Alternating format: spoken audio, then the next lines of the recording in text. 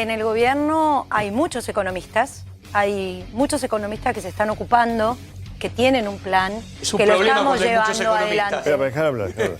Pero dijiste que no, que faltaban economistas y que había políticos que no sabían de economía. No. Y creo que hay economistas como Duhovne, como Mike Brown, como Lopetegui. Creo que hay un equipo que es muy importante, que se está ocupando y que vamos viendo de a poco lo que es algo que es muy difícil, que es atravesar la salida del populismo hacia la institucionalidad. Ustedes, Cambiemos, nos dejan con la presión tributaria récord de toda la historia de Argentina.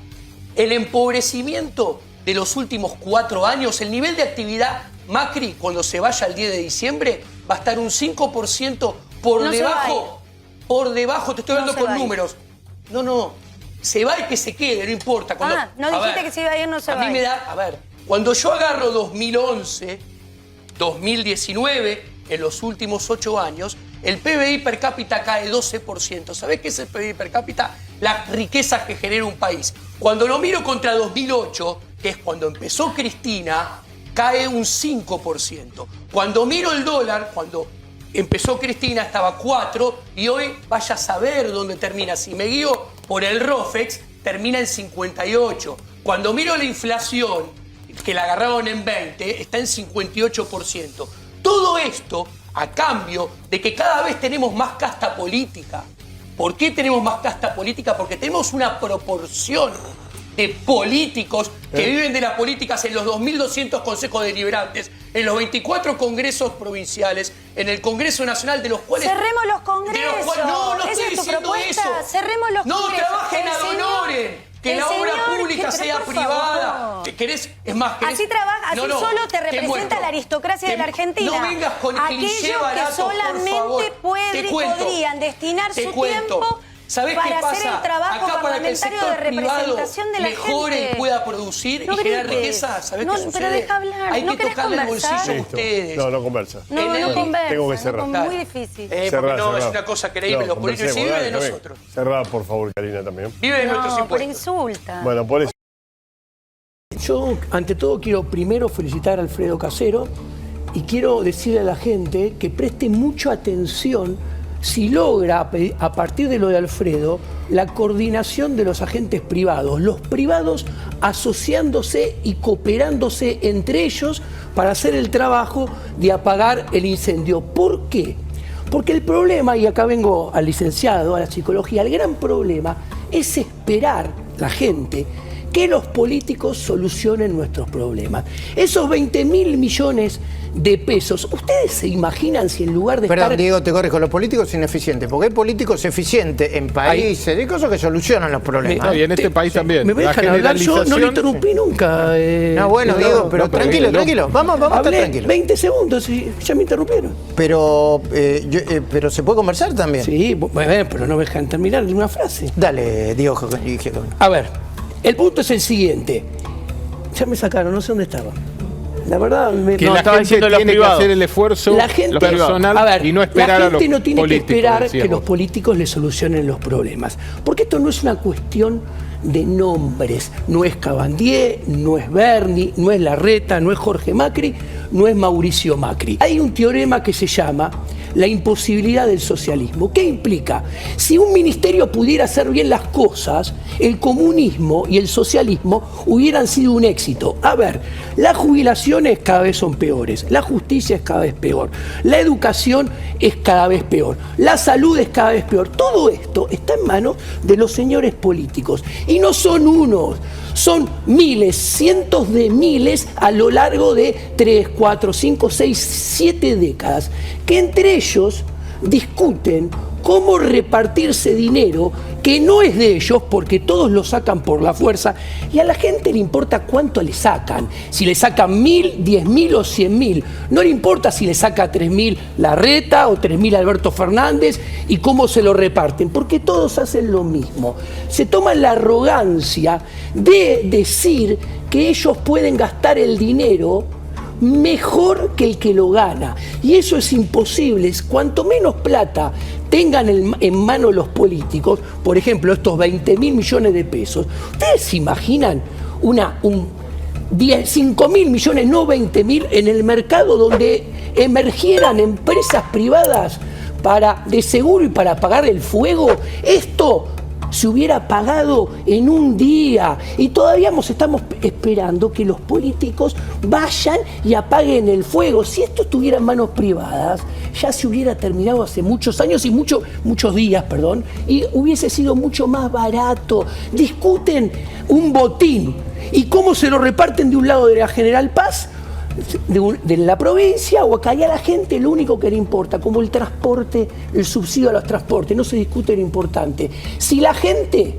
hay subsidio de transporte, quiere decir que el trabajo no repaga el boleto de colectivo. La gente no puede pagar $3 ida y vuelta para ir a trabajar y ganar la plata. Quiere decir que estos políticos nos empobrecieron durante 6, 7 décadas hasta el extremo de no poder pagar $2 o $3 ida y vuelta para ir a trabajar. ¿Podemos seguir ahora? Sí. ¿Suficiente el tiempo? Perfecto. Muy bien. Muy contento que. ¿Cuánto? Lo mínimo que necesitamos en la Argentina es que la SUBE funcione generalizadamente, porque eso es mucho más transparente que una planilla escrita a mano de una declaración jurada para que alguien le dé un subsidio. Me queda poco tiempo. Una línea, por favor, y Federico. La gente pareciera que no puede pagar el boleto de colectivo, subte, por culpa de la política, sin darse cuenta. No es personal. Jorge Macri, con lo que me respondió, me dio la razón en todo. ¿Por qué digo esto?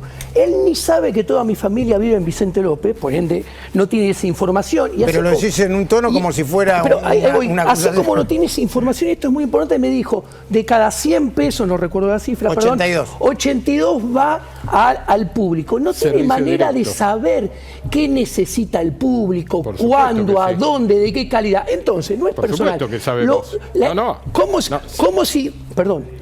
si los políticos no operan bajo sistema de precios donde los bienes y servicios públicos son demandados espontáneamente, revelando de esa manera lo que el público quiere y necesita? Usted no sabe si hace falta un policía o un bombero en la esquina X o en la esquina Y. Por supuesto que lo sé. No, porque la única manera es que yo, por ejemplo, tengo una necesidad de policía diferente a la de él, Por eso hay mapa del delito, por eso trabajamos con los vecinos, hay redes de vecinos. A ver, por eso tenemos mucha gente con cobertura el comunismo privada. Hubiera sido un éxito, porque usted habla de plan. Porque ¿Cómo puede diagramar un plan de qué quiere la gente? Diego. Perdón, porque la diferencia entre mi mirada y el comunismo es que yo creo en el valor del privado y en la interacción entre el privado y lo público para generar valor. Yo no creo en la Diego, no tengo más tiempo. Pero le saca el dinero y gasta como usted quiere, igual que los comunistas. Como yo quiero, no. Sí, ¿cómo que no? Perdón, yo quiero Hay presupuesto participativo en Vicente López, por ejemplo. Pero la gente no decide el presupuesto. Sí, Diego, porque no son representantes de la gente. Diego, quiero ser democrático y darle algunos segundos. Sí. Del otro lado te juntás con Rodríguez Larreta, que para mí es el peor político de Argentina, suma burócratas tras burócratas a un organigrama, no es nada personal, que crece, aumenta el gasto público, aumenta el tamaño del Estado, aumenta la base imponible. Vamos a hablar de a uno. De la recaudación. Diego, hablemos de a uno. No te voy a permitir que me digas. Escribiendo la realidad. No te voy a permitir que me digas. Déjala hablar, por favor. Yo te cuento, tengo 30 años en el sector público, soy economista, diplomática de carrera. Acabo de trabajar. Hablemos de a uno. Eso es inmoral. 30 años en el sector público habla de tu inmoralidad. Perdón que te lo diga. Está bien. Bueno, porque vivís fuera de la ética de la propiedad privada. Es una falta sin de respeto. Obtener tus ingresos. Mira, vos no me viste trabajando en la Diego, trabajando en la frontera, en donde tenés que ir a visitar a los presos, en donde tenés que contener a los argentinos. Vamos de a uno porque si no tenemos tiempo. Tenemos tiempo y nadie nos corre. Quienes nos están escuchando no entienden nada. Yo estoy explicando. Como hombre de la libertad. Pero acá lo que es la esperanza. Bueno, ahora Diego. Escuchemos. Diego, tu momento. Te cuento. Se llama la ética de la propiedad privada. ¿Qué implica esto? Solamente es moral y ético cuando vos obtenés tus ingresos a partir de lo que provees, lo elige espontáneamente tu prójimo y lo paga voluntariamente tu prójimo. ¿Y por qué es solamente ético de esa manera? Porque quiere decir que las dos partes ganan. Porque vos le das a tu prójimo algo que tu prójimo subjetivamente valora más de lo que él te entrega y vos del otro lado haces la parte complementaria. Vos le entregás algo que vos subjetivamente valorás menos y recibís algo que subjetivamente vale... Bueno, ahí hay pero, ¿qué sucede? Cuando vos trabajás en el Estado, vos te financiás coactivamente a partir de la violencia, a partir de la recaudación de impuestos. Y tu trabajo nadie lo demanda espontáneamente, nadie lo elige y nadie te hace pago voluntario. Vos estás, perdón, Diego. Entonces, Diego, estás hablando entonces de un Estado mínimo, ¿no? De la necesidad de tener un Estado mínimo. A ver, justamente el problema es que el Estado es violencia y sus burócratas trabajan y viven fuera de la ética de la propiedad privada. Entonces, ¿qué hacen? Todo lo que hacen, lo hacen sin darle nada a nadie que ese alguien lo demande espontáneamente y elija pagarlo voluntariamente. Entonces, los ingresos de un funcionario de 30 años provienen de la violencia. Rodríguez Larreta acaba de incorporar varios funcionarios, pero los más resonantes son Martín Redrado, Silvia Los Penato, Waldo Wolf y ahora Cintia Houghton. Todos con una historia de años y años de vivir de lo ajeno. No. Cintia. Bueno, yo estudié 20 años para ser diplomática, digamos, todos mis estudios los hice en la educación pública y yo le agradezco al país por haberme dado esa oportunidad y tiene que ver con un contrato social. Eso es un bien. Contrato social fue un bien que me dio la sociedad argentina de poder educarme en la educación pública y llegué a donde estuve. Volviendo al tema del Consejo Social, en mi caso, es verdad, yo tengo un contrato, me está pagando la Ciudad de Buenos Aires, yo salgo de la Cancillería Argentina. Yo te pago. Ganaba un sueldo en la Cancillería Argentina, digo, y el mismo Estado pasó de pagarme, en vez de desde la Cancillería, a pagarme por la ciudad y gano menos. Primero que nada, la señora es una señora particularmente muy formada, y por lo tanto no es ninguna vaga que cobra a expensa de tus, porque no hemos revisado las cuentas de cómo invertís vos tu dinero. Después le voy a contestar. A ver, contesta cuando quieras. No. Punto 1. 2, ella cumple una función que le ha asignado la Ciudad de Buenos Aires en este momento. Tiene un contenido social que me parece altamente importante que tengamos una mirada sobre ese punto. Tenemos un Estado sobredimensionado, ineficiente. Yo fui canciller y la Cancillería está sobredimensionada, tiene un gasto inefectivo y no damos los resultados que tiene que ser. Me imagino que otros ministros podrán venir. Los embajadores, por ejemplo, ¿cuánto cobran en la Argentina? A ver, no sé, por decir, ¿no? Salarios bien, mal, ¿cuánto altos, cobra bajos. un embajador? $15.000. A ver, sí. $15.000. $15.000 más o menos. Depende de dónde esté. Depende de donde esté asignado. Sí. Lo importante es el resultado. Está bueno porque se están sacando todos los trapitos al sol. Al ex canciller Jorge Furi, porque es un campo de economista, que usted no lo es. Le cuento. El Estado es un monopolio. Y todo monopolio está condenado a crecer detrás de su renta extraordinaria. Y si el monopolio es el monopolio de la ley, o sea, yo te digo qué tenés que obedecer, es el monopolio de la seguridad, yo te voy a buscar si desobedeces, y es el monopolio de la justicia, yo te siento en el banquillo y yo te juzgo, ese monopolio crece más que ningún otro monopolio detrás de su renta extraordinaria. ¿Cuál es la renta extraordinaria? La renta extraordinaria es el gasto público, los impuestos, la recaudación, la base imponible, la emisión monetaria y el endeudamiento, que son impuestos futuros. Entonces, en ese marco que corre detrás de la renta extraordinaria, la contraprestación, como es un monopolio, son servicios cada vez más caros y de peor calidad. O sea, peor seguridad, peor justicia, peor relaciones exteriores, peor educación, peor salud. De hecho, todos los programas de este tipo están hechos porque todo esto funciona cada vez peor. El Estado, como nada de lo que hace lo hace con demanda espontánea y pagos voluntarios, no tiene sistema de precios. Y al no tener sistema de precios, no sabe qué producir, cómo producir, dónde producir, de qué calidad producir. Por eso está condenado a hacer todo cada vez peor y llenarnos de organigramas y de empleados públicos que se pasan de partido político a partido político, se pasan de puesto a puesto. Es mentira que hay independencia de poderes, porque pasan de diputados a ministros, de ministros a subsecretarios, de secretarios a canciller, de canciller a senador, lo que sea, no importa, nada personal. Entonces, a ver, el Estado que funcione bien, que sea eficiente, está demostrado praxeológicamente en el mundo de la economía que es el lado caliente. Es cierto, es verdad, que hay una distancia entre los políticos y los representados, ¿no? Quien ingresa a la política vive muy bien. Digo, el otro día, por ejemplo... Es que no son nuestros representantes, no hay contrato de representación. Bueno, hay una distancia, ¿no? Si no, miremos lo que cobra las jubilaciones de Cristina, lo que cobra Cristina Fernández y el resto de las jubilaciones. Tal vez por eso hay cierto divorcio, ¿no? ¿Coincidís, Cintia, con que hay un divorcio de la ciudadanía con la política que no resuelve sus problemas también? No, a ver, totalmente, pero creo que se mezclan como muchos conceptos, ¿no?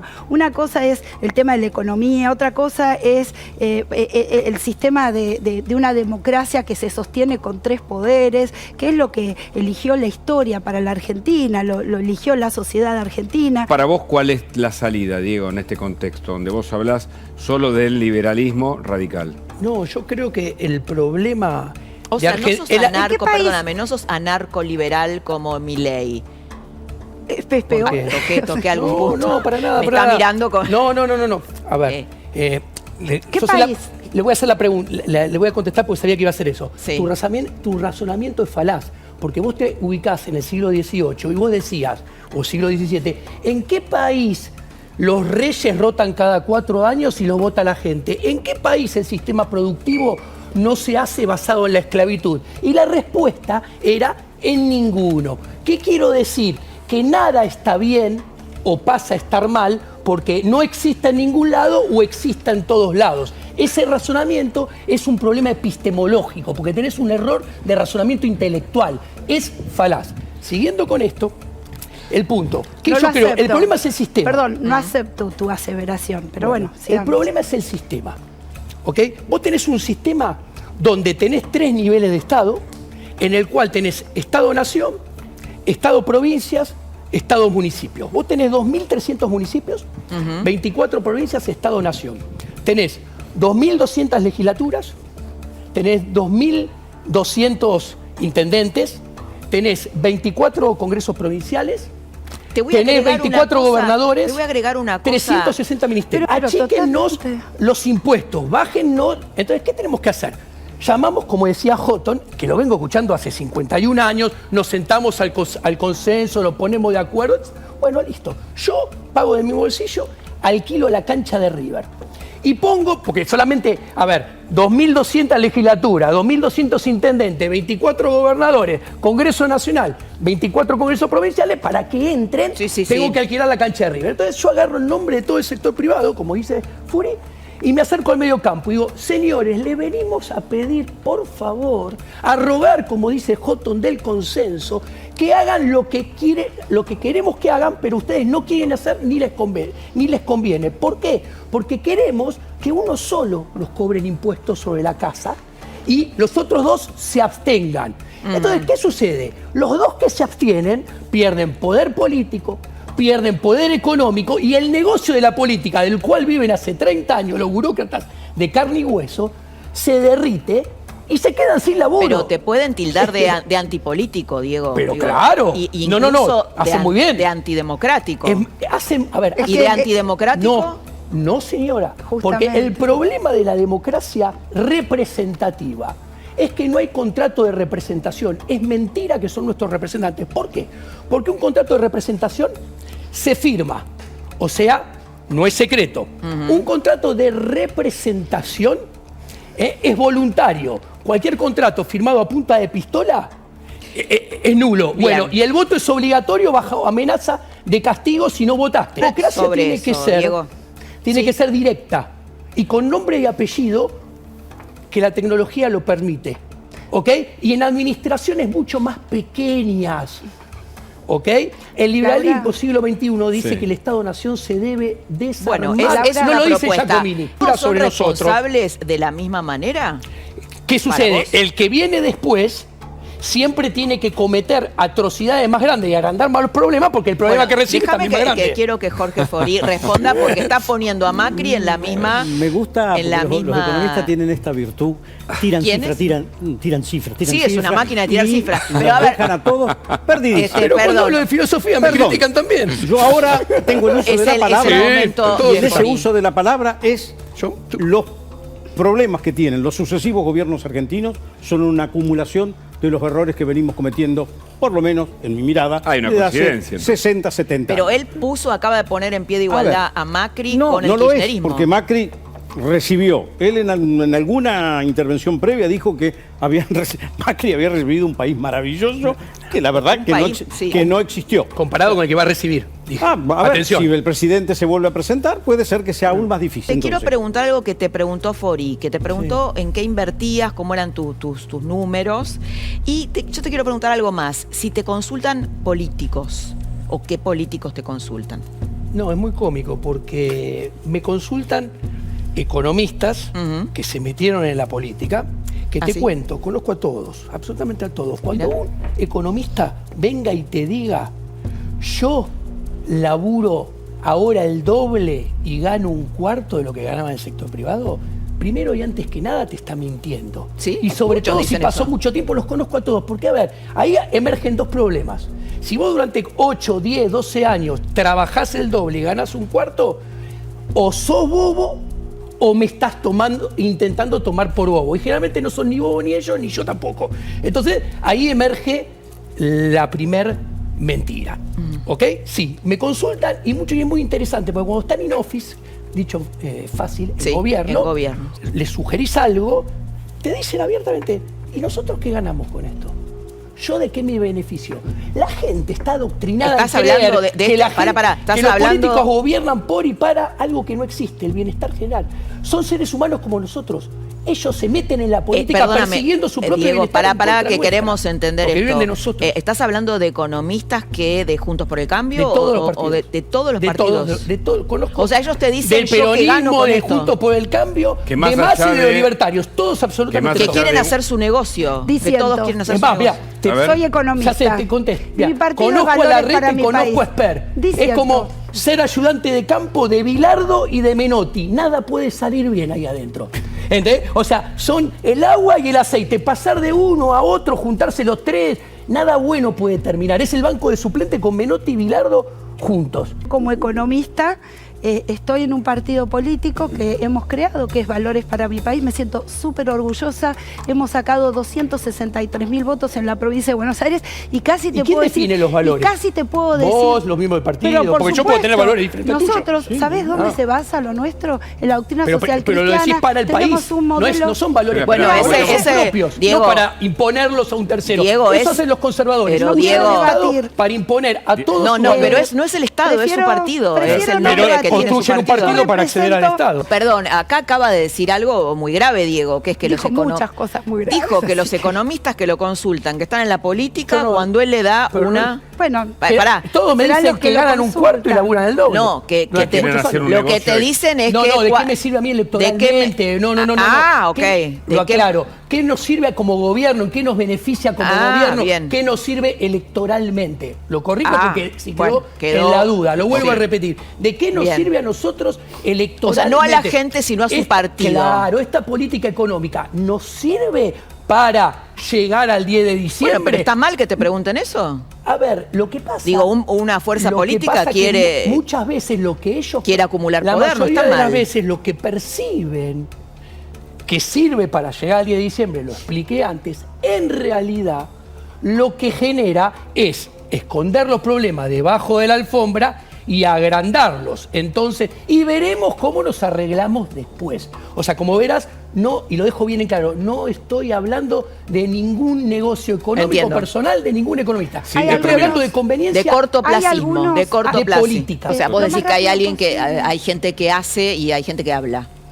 Hay gente que habla y que habla mucho. ¿Te referís a ¿Te referís a Diego? No, yo si hago algo pero no es ayudar al sector privado que se defienda de las políticas públicas, de todas las políticas públicas y sus pésimos resultados en términos económicos y financieros, que les hace cada vez más difícil hacer negocios, ganar dinero, generar producción y empleo. Jorge Foría atrás se ríe. ¿Por qué te reís, Jorge? Porque creo que está haciendo un aporte para el sistema que tiene que funcionar, donde él es un asesor del sector privado para que se defienda de lo que él entiende que los errores del sector público. La ética de la propiedad privada se llama. Hay un error de diagnóstico importante de ambas partes, porque los problemas económicos sociales de Argentina son tan grandes que el 95% de las soluciones tienen que venir de mirarse el ombligo, o sea, mirar para adentro y ver todo lo que tenemos mal, porque ningún mundo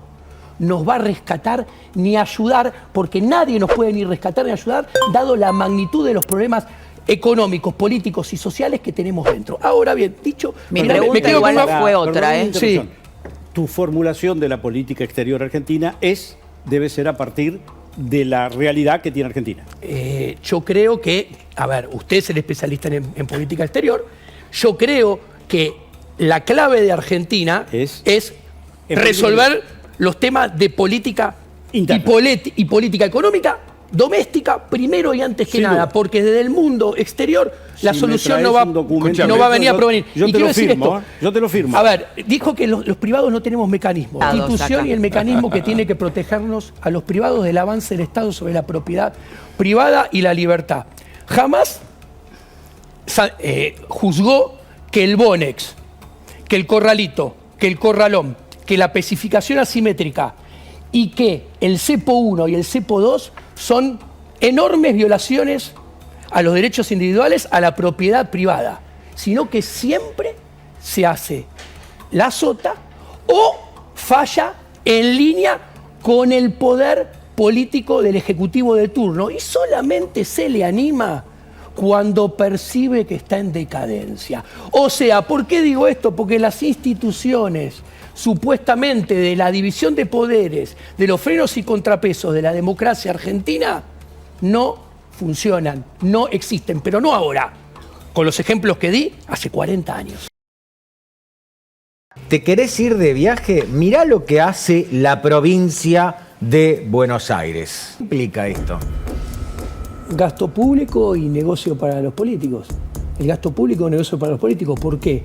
Porque con eso quiere lucrar electoralmente y tener a la gente cautiva. Tan sencillo como eso. ¿Vos fuiste compañero de Axel Kicillof? Sí, pero no me fui a viaje egresado con él, ¿eh?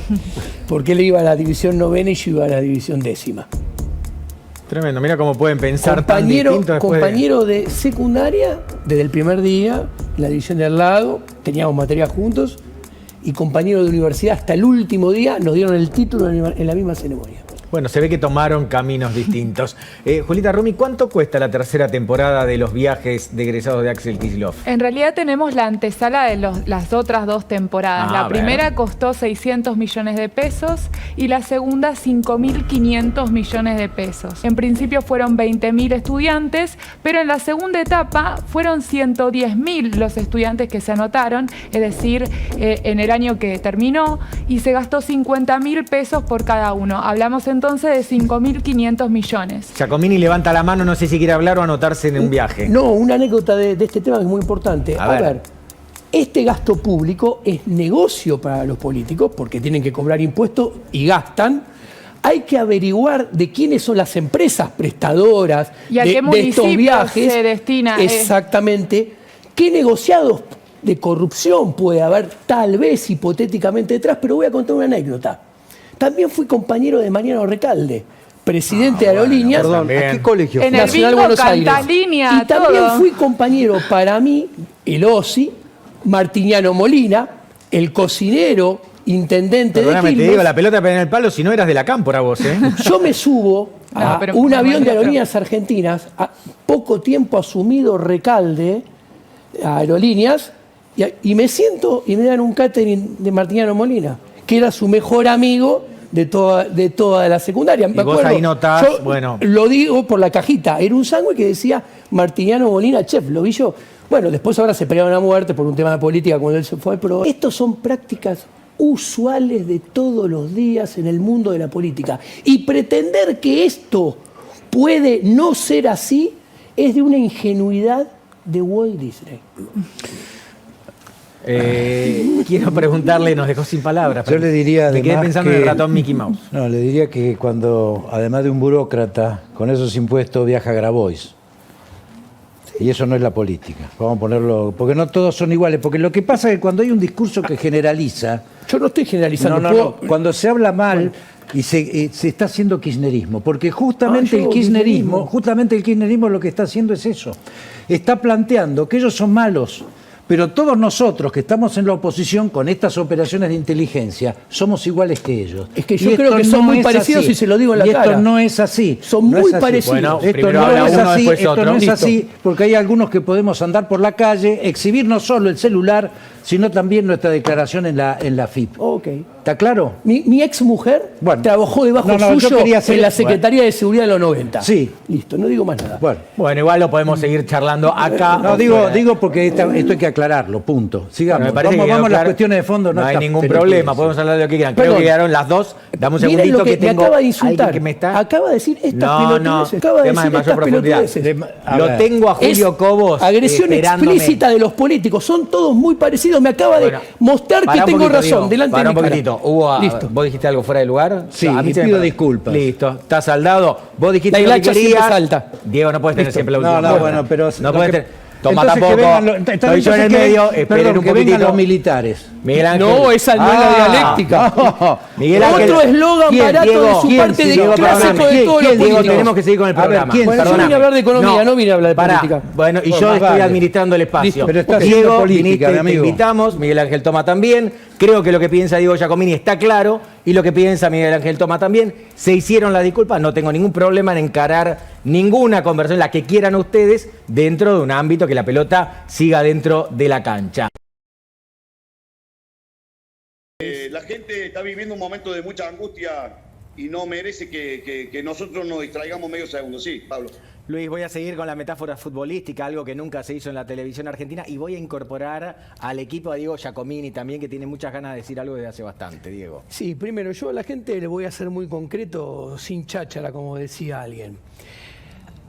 Acordar con el FMI no logra nada bueno. O sea, acordar con el FMI no crea empleo, no aumenta la producción, no trae inversión, no hace subir el PBI per cápita, tampoco hace subir el PBI, no hace bajar la inflación, no hace comerciar más con el mundo. O sea, nada de lo que necesita el sector privado de la Argentina se logra por arte de magia acordando con el FMI. Ahora, no acordar con el FMI sí empeora las cosas. O sea, no genera nada de lo bueno que necesita la economía, pero sí puede producir daño. O sea, si no se acuerda con el FMI, seguramente los dólares paralelos van a acelerar su subida, el ensanchamiento de la brecha cambiaria va a ser todavía mayor, la presión sobre la política cambiaria oficial, que ya es mucha, va a ser todavía más, y la devaluación oficial va a ser todavía mayor. Esto va a traer aparejado seguramente una aceleración inflacionaria mayor de la que ya va a haber incluido con acuerdo, porque aún con acuerdo, si hay acuerdo, en el 2022, en la película de la tendencia 2022-2023, seguramente el dólar va a subir más y la inflación punta a punta en la tendencia también va a ser mayor en el 2022-2023 que lo que fue en el 2020-2021. ¿Con acuerdo o sin acuerdo con el fondo? Con acuerdo va a ser peor y sin acuerdo va a ser mucho peor. Ahora, pongamos las cosas blanco sobre negro. Primero, a la prueba me remito. El FMI es parte del problema. Nos vendían en el 2018, Juntos por el Cambio, que era la solución a acordar con el FMI. Nos dieron un acuerdo que excedía la cuota legal. Nos dieron un acuerdo de 57.000 millones de dólares cuando la cuota legal máxima era 33.000 millones en aquel momento. Concretamente, sí es verdad, todo el pueblo argentino se endeudó con el FMI para que Mauricio Macri pudiera llegar al final del mandato. Y no fue bueno, las consecuencias no las vamos a pagar, la estamos pagando ahora y la vamos a pagar. ¿Qué tendría que haber hecho? No, es pasado, no interesa ya eso. Yo lo que te miro para adelante, miro para adelante. Yo te estoy diciendo. Pero me estás hablando del pasado. No, pero mirando al futuro. A ver, dale. Las próximas 3 presidencias están comprometidas. ¿Por qué? Al FMI yo creo que, vuelvo al nudo gordiano del problema, las dos partes tienen incentivos a firmar.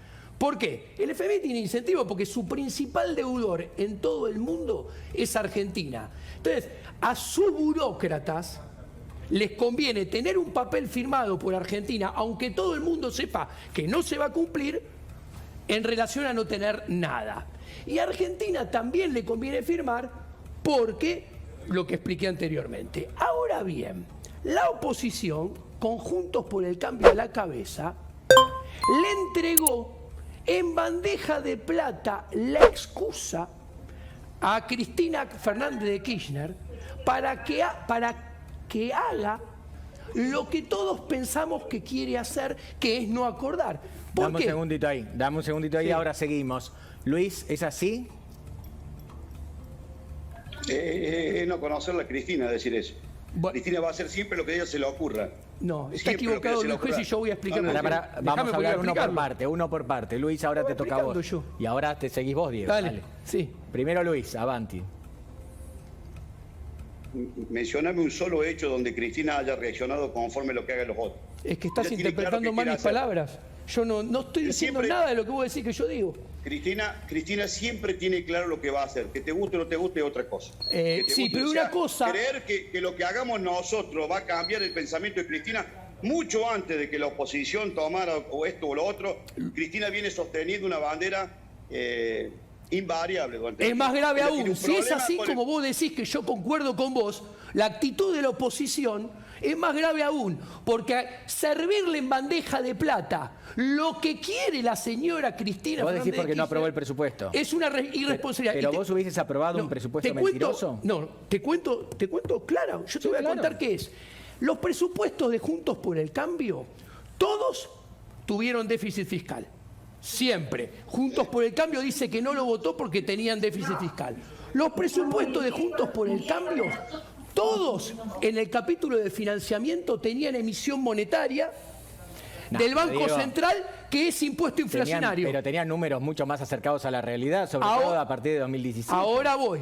Desde 1992 para acá, todos los supuestos macroeconómicos de todos los presupuestos de Argentina fueron en diferentes tonalidades de grises, todos fueron un mamarracho y nunca se acercaron ni someramente a la realidad. Entonces, ¿qué quiero decir? No haber votado el presupuesto, que en la Argentina del 92 para acá son todos un mamarracho los presupuestos, es haberle dado a Cristina, facilitado a Cristina, porque acá estoy de acuerdo con Luis Juez, que Cristina quiere esto y siempre se sale con la suya, pero una cosa es ponerse en contra y otra cosa es facilitarle las cosas. A ver, si Argentina no tiene números macroeconómicos aprobados, si Argentina, aunque sean un mamarracho, si Argentina no tiene plan de recursos y gastos, que la deuda se paga con superávit primario, que Argentina tiene un déficit primario de -4, y la deuda para ser pagada necesita un superávit de +3.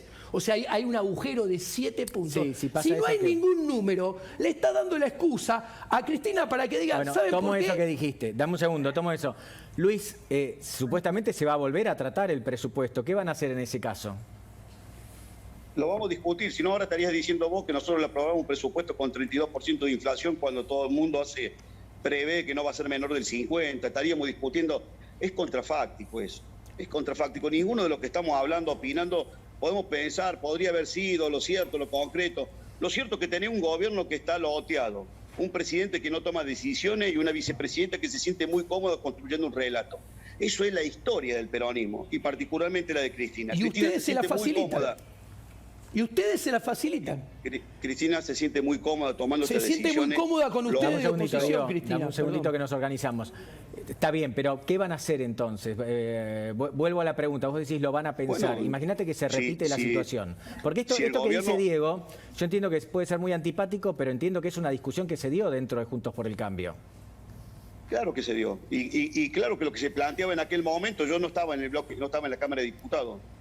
Pero lo que se planteaba en el momento era volver a comisión y rediscutir algunas cuestiones en las que inclusive alguna parte del peronismo que no era el ala dura entendía que era razonable, que había algunas cosas que había que modificar. De hecho, que si ustedes siguieron la sesión esa donde se discutió el tema del presupuesto y que después abortó a partir del discurso de Máximo Kirchner, la Comisión de Economía en el lapso de un par de horas había modificado un montón de cuestiones extremadamente sensibles del presupuesto. Había una predisposición porque sabían, y en esto comparto lo que dice quien me antecedió, Giacomini, perdón, comparto lo que dice él.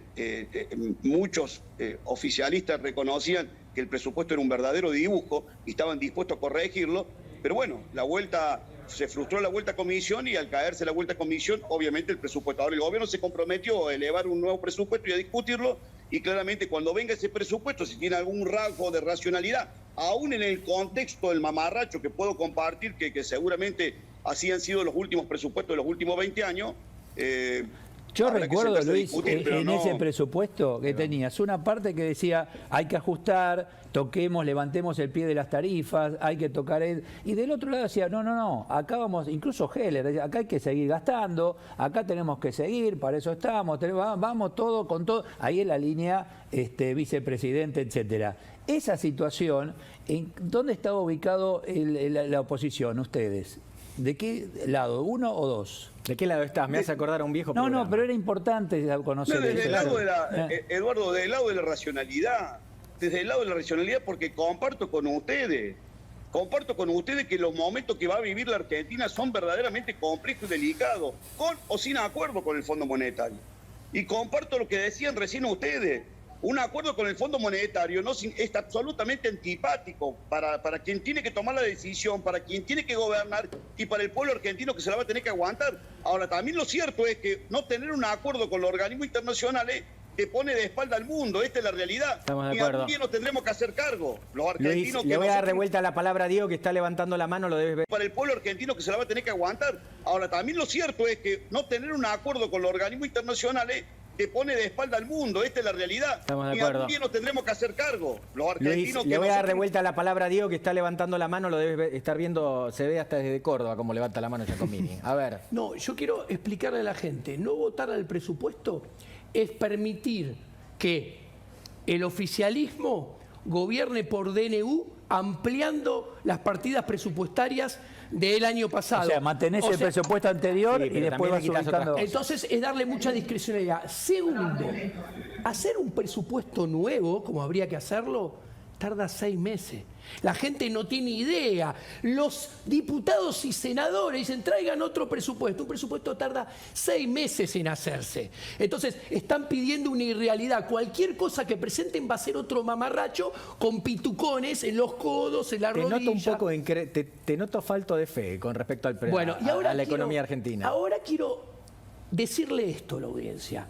La deuda con el fondo es 1/3 de la deuda.